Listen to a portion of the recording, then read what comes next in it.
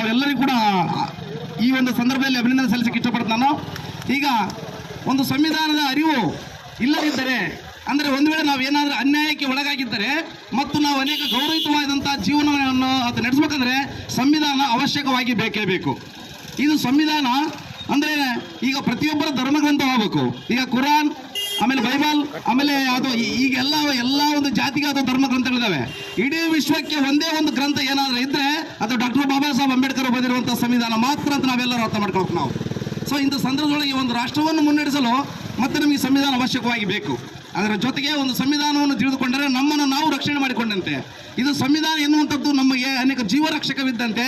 ಈ ಒಂದು ವಸ್ತು, ಈ ಒಂದು ವಿಷಯ ನಾವು ಅರ್ಥ ಮಾಡಿಕೊಂಡ್ರೆ ಇಡೀ ವಿಶ್ವವನ್ನು ಗೆದ್ದಂತೆ. ಸೊ ಹಾಗಾಗಿ ಅಂಬೇಡ್ಕರ್ ಅವರು ಬರೆದಿರುವಂಥ ಸಂವಿಧಾನ ಅಷ್ಟೊಂದು ಶಕ್ತಿಶಾಲಿಯಾಗಿದೆ.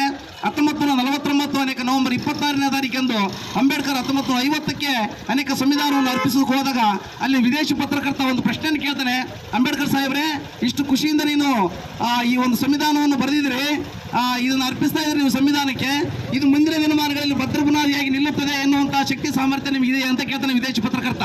ಸೊ ಇಂಥ ಸಂದರ್ಭದಲ್ಲಿ ಅಂಬೇಡ್ಕರ್ ಬಹಳ ನಗನಗುತ್ತಾ ಅವರು ಪಾರ್ಲಿಮೆಂಟ್ ಕಡೆ ಕೈ ತೋರಿಸ್ತಾರೆ. ಅವರು ಪಾರ್ಲಿಮೆಂಟ್ಗೆ ಅಥವಾ ಕೈ ತೋರಿಸಿದಂಥ ಚಿತ್ರ ಏನು ಹಿಂದೆ ಇದೆಯಲ್ಲ ಅದೇ ಚಿತ್ರನೇ ಅವತ್ತು ತೆಗೆದಂಥ ವಿದೇಶಿ ಪತ್ರಕರ್ತ ತೆಗೆದಂಥ ಫೋಟೋ, ಅದೇ ಫೋಟೋನೇ.